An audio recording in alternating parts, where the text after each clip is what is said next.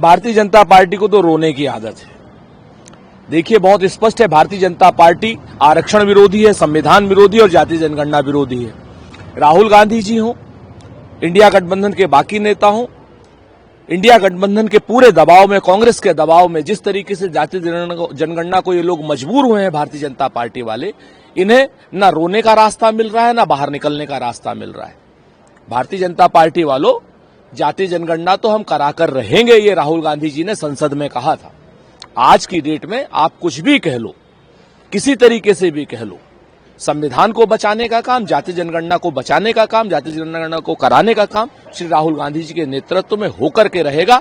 आपने हेडलाइन तो बना दी है, लेकिन अभी आप डेडलाइन नहीं दी है, और हमारी मांग है कि आप जातीय जनगणना पूरी कब करेंगे, उसकी डेट बताइए। सर, नेपाल बॉर्डर के आसपास जिलों में देखा जाए और अन्य जगहों पे कार्रवाई की जा रही है, कैसे देखते? कई मदरसों को सील किया गया, कई मदरसों को ध्वस्त किया गया। किसी भी अवैध चीज पर तो सरकार को कार्रवाई करनी ही चाहिए, चाहे वो मदरसे हो, चाहे शिशु मंदिर हो, और चाहे वो बाकी संस्थान हो। जो भी चीज अवैध है उस पर सरकार को कार्रवाई करने का हक है। लेकिन भारतीय जनता पार्टी की सरकार कार्रवाई सिर्फ मदरसों पे के नाम पर दिखाती है। बहुत स्पष्ट है कि जो भी चीजें अवैध हैं, सब पर समान कानूनी प्रक्रिया से कार्रवाई होनी चाहिए, कार्रवाई होती है। लेकिन खाली दिखाना हिंदू मुसलमान के लिए जब आप एक मदरसे विशेष को दिखाते हैं, तो समझ में आता है कि आपका काम अवैध मदरसों पर कार्रवाई करने का नहीं, सिर्फ हिंदू मुसलमान करने का है।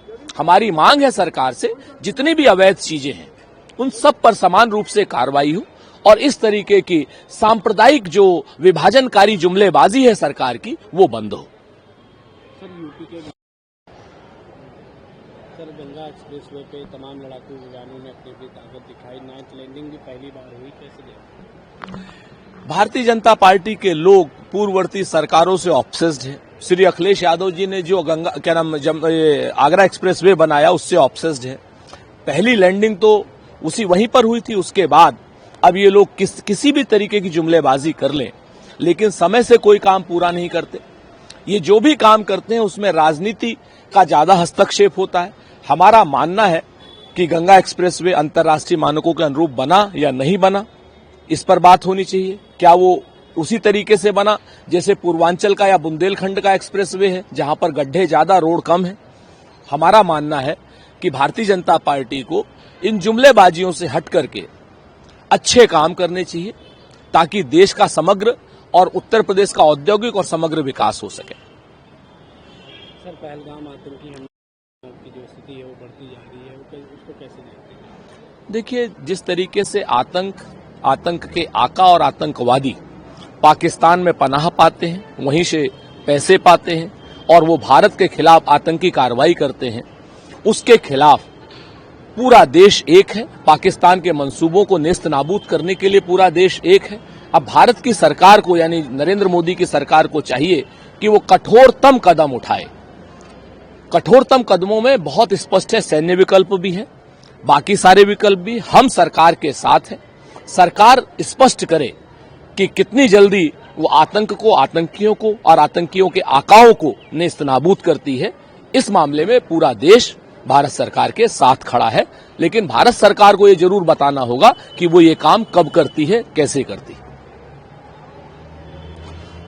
उन्होंने कहा कि इस कार्यक्रम के बाद कई जो है इंडिया गठबंधन के कई लोगों की नींवें उड़ने वाली है, कैसे देख रहे हैं? पूरा गठबंधन के दल भी कई मौजूद। पूरा देश इस वक्त आतंकवाद से ग्रसित है। 28 लोग हमारे मारे जा चुके हैं। पूरा देश स्तब्ध है, और प्रधानमंत्री जी को हंसी ठिठोली सूझ रही है।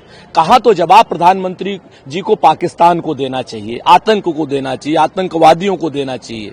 कहा वो जवाब इंडिया गठबंधन को दे रहे हैं, राजनीति कर रहे हैं, अपने ही देश में राजनीति कर रहे हैं।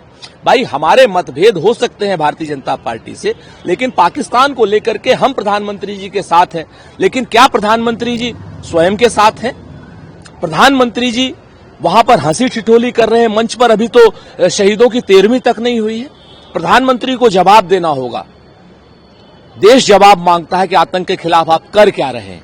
आप आतंक के खिलाफ लड़ रहे हैं, पाकिस्तान के खिलाफ लड़ रहे हैं, या कांग्रेस के खिलाफ लड़ रहे हैं और इंडिया गठबंधन के खिलाफ लड़ रहे हैं, ये प्रधानमंत्री को जवाब देना होगा।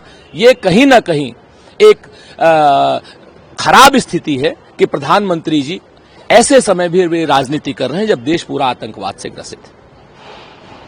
सर, सोनू निगम की जो है एक युवक ने उन पे जबरन कन्नड़ में जाने का दबाव बनाया, जिसके बाद से उनके पर मुकदमा दर्ज हुआ है, क्योंकि उन्होंने कन्नड़ गाने के अनुरोध को पहलगाम आतंकी हमले से जोड़ा।